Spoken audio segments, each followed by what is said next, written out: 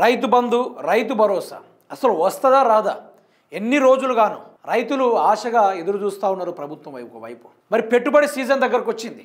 నారు వేసే పొలాలు స్టార్ట్ చేసే తరుణంలో కూడా రైతు భరోసా వస్తుందా రాదా అనేది చాలామంది రైతులు డౌట్లో ఉన్నారు. దాని మీద ఎవరు కూడా క్లారిటీ ఇవ్వడం లేదు. ప్రభుత్వం కూడా దాని మీద మాట్లాడడం కూడా సరిగ్గా లేదు. అయితే ఈ కథనం పరంగానే ప్రభుత్వం నిన్న ఒక సంచలన మాటని ప్రకటించడం జరిగింది. ఎవరైతే భూములు సాగు చేస్తూ ఉన్నారో వాళ్ళకి మాత్రమే రైతు బంధు ఇస్తామని ఒకటి ప్రకటించింది. సరే, సాగు చేస్తామన్న ఆ యొక్క భూములు దగ్గర 80 లక్షల పైగా రైతాంగం వాళ్ళు ఉన్నారు. 80 లక్షలకు పైగా రైతాంగం వాళ్ళు ఉన్నారు. వాళ్ళకి ఇప్పటి వరకు ఎటువంటి సూచనను కానీ ఎటువంటి ఓ శుభవార్తను కానీ ప్రకటించలేదు ఈ ప్రభుత్వం ఇప్పటి వరకు. స్టిల్ కొన్ని లక్షల ఎకరాలు సాగులో ఉన్నాయి. సాగు చేసిన వాళ్ళకు కూడా ప్రభుత్వం సర్వేలు నిర్వహిస్తాం అని గతంలో చెప్పింది. ఇప్పుడు ఏం చేశారంటే ప్రభుత్వము ఎవరైతే సాగు చేస్తూ ఉన్నారో ఆ సాగు చేసిన భూములను మాత్రమే సర్వేలు చేస్తాం అని అంటా ఉన్నాడు. అంటే రైతు బంధుకి ఇక రామరామే, రైతు బంధు ఇక గోవిందే అన్నట్టుగా క్లారిటీగా ఇక్కడ బల్ల గుద్ది చెప్పేసారు. మీకు ఒకసారిగా ముచ్చాన్ని చూసుకుందాం.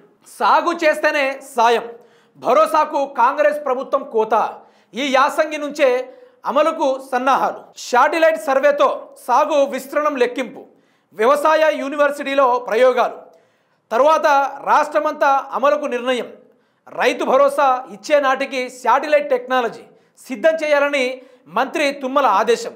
ఇదే జరిగితే 90 లక్షల ఎకరాలకు ఎగవేత, రూపాయలు 5,000 కోట్లు కోల్పోనున్న అన్నదాతలు. ఇక చూశారు కదా మిత్రులారా, సావు కబురు సల్లగా చెప్పి చెవులో శంఖం ఊదే రకం వీళ్ళు. నేను ముందే చెప్పిన వీళ్ళు ఆ రకమని. ఇప్పుడు మీరు ఎక్కడ ఆలోచించండి, ఎందరో మంది రైతులు ఉంటారు, సాగు చేసిన వాళ్ళు ఉంటారు, సాగు చేయని వాళ్ళు కూడా ఉంటారు.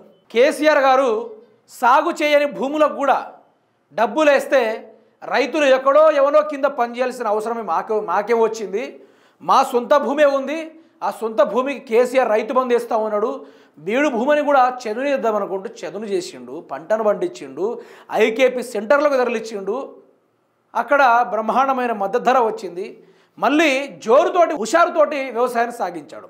ఎక్కడ ఉన్న 30 లక్షల రైతాంగం 80 లక్షల వరకు రైతాంగం పెరిగిందంటే గల కారణం గదే రైతు బంధు. మళ్ళీ ఆ వెనకటి కాలం 30 లక్షల రైతన్నలని తయారు చేస్తూ ఉంది కాంగ్రెస్ ప్రభుత్వం. ఎవరు సాగు చేస్తారో వాళ్ళకే ఇస్తామంటే ఈడ ఈ తెలంగాణ రాష్ట్రంలో అంత ఎడ్డోళ్ళు పిచ్చోళ్ళు ఎవడు లేడు.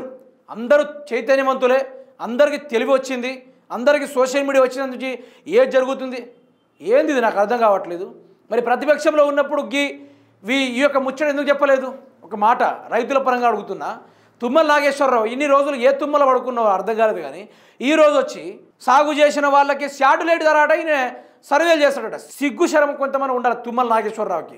నిజంగానే నాకు ఒకటి గుర్తొస్తూ ఉంది, తెలంగాణ సమాజానికి కావాల్సింది యువ రక్తం, ప్రజలకు మంచి చేసే ఆ యొక్క మంచి వైబ్ ఉన్న మనిషి కావాలి, కానీ ఇటువంటి ముసలి ఆలోచనలు ఇటువంటి కాలయాపన ముచ్చట్లు అవసరమా దీనికి? మీరు ఏమన్నారు, గుట్టలకు పుట్టల తప్ప అన్నిటికీ వేస్తామని చెప్పారు. ఆ గుట్టలు పుట్టలు బంద్ చేయండి. సాగు చేస్తేనే ఇస్తామంటే దగ్గర 90 లక్షల ఎకరాలకు 5,000 కోట్ల రూపాయల దాకా రైతు బంధు ఎగగొట్టే కార్యక్రమాలు ఇవన్నీ. వీళ్ళకి ఇచ్చే దమ్ము లేదు, వీళ్ళకి ఇవ్వాలన్న ఆశ కూడా లేదు. ఇప్పుడు వీళ్ళు ఏం చేస్తూ ఉన్నారంటే కాలయాపన చేస్తారు దీనిపైన. యాసంగి మొత్తం సర్వే చేస్తారట. మళ్ళీ రాబోయే ఎన్నికల్లో 2028లో రైతు బంధు ప్రకటిస్తారట. అట్లయితే రైతులు చెప్పులు అందుకొని రెడీగా ఉంటారు ఎన్నికల ముందు. ఇంత పెద్ద డ్రామా ఆడతారా?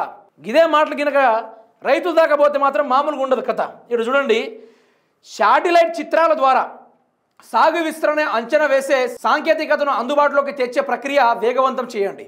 యాసంగిలో రైతు భరోసా అందించే సమయానికి ఈ సాంకేతికతను పూర్తిగా వినియోగంలోకి తేవాలి.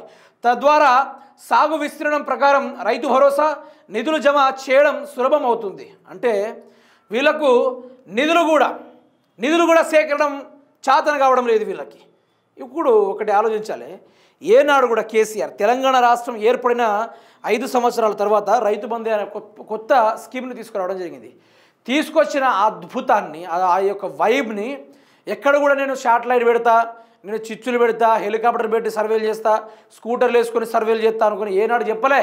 పట్టాలు ఎక్కించిండు. ప్రతి భూమి పట్టా ఎక్కాలనే ఒక ఆలోచనని ధరణిని తీసుకొచ్చి ధరణి ద్వారా ఎందరో మంది పొలాలని పట్టాలు ఎక్కించిన తర్వాత ఎంతమంది రైతుల పట్టాలు ఎక్కినాయో ప్రతి ఒక్కరికి రైతు బంధు ఇచ్చిండు. దాంతో బీడు బారిన భూములు కూడా ఈరోజు ఆ యొక్క పచ్చదన వైభవాన్ని నింపుకున్నది. ఆ యొక్క నిర్రబారిన నేల, బీడు బారిన శలక.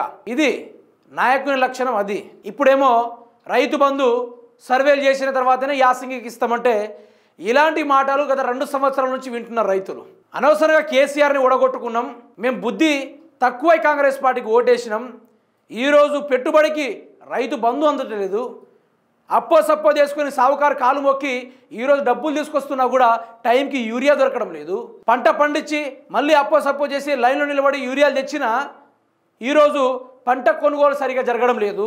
రైతులు ఎన్ని గోసలు పడుతున్నాడు. అదే ఇందిరమ్మ రాజ్యం మళ్ళీ వచ్చింది. ఆ కరువు చీకటి కాలంలో మళ్ళీ దాపురించినాయి. కరెంటు మధ్యలో పోతూనే ఉన్నాయి. రైతుకు వారి గోసలు ఏర్పడతా ఉంది. ఒక్క రైతు బంధుని ఆపినందుకు ఈరోజు దగ్గర 20 లక్షల ఎకరాలు సాగులోకి రాలేదు. ఒక రైతు బంధు ఆపినందుకు, ఒక రైతు భరోసా ఆపినందుకు. నేను రైతులకు కూడా సూచన చెప్తా ఉన్నా, ఈ ప్రభుత్వం రైతు బంధు ఇవ్వడానికి కూడా సిద్ధంగా లేదు.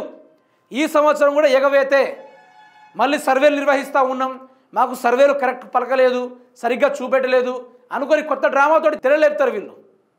మీరు చూస్తూ ఉండండి. రాబోయే రోజుల్లో కాలయాపన చేసుకుంటూ కరువు ప్రళయ తాండాన్ని చేసేటట్టుగా వీళ్ళు బ్రహ్మాండంగా చేస్తారు. మీరు చూడండి, ప్రతి రైతు మళ్ళీ ఆత్మహత్యలు, ప్రతి రైతు సూసైడ్ చేసుకున్నాడు, ప్రతి రైతు ఉరితాళ్ళు వేసుకున్నాడు, మందు దాగి సాగుడు, ఇవన్నీ కార్యక్రమాలు మళ్ళీ తలెత్తుతాయి. మీరు చూడండి, ఒక్క రైతు బంధు ఇవ్వడానికి ప్రభుత్వం గిన్నెసి డ్రామాలు ఆడుతూ ఉన్నాయి. సర్వేలు నిర్వహిస్తారట, చెప్పుకోవడానికి సిగ్గు శరమని ఉండాలి. మరి ఓటేసిన వాళ్ళు కూడా అనుభవం లేని వాళ్ళకి వేసిళ్ళు, ఒక దొంగలకు ఓట్లు వేసిళ్ళు, ఒక లంగలకు ఓట్లు వేసిర్రు. ఈరోజు రాజ్యాధికారాన్ని వాళ్ళకి ఇస్తే ఈరోజు చేసేదేముంది, అంతా శూన్యాన్ని తీసుకొచ్చారు.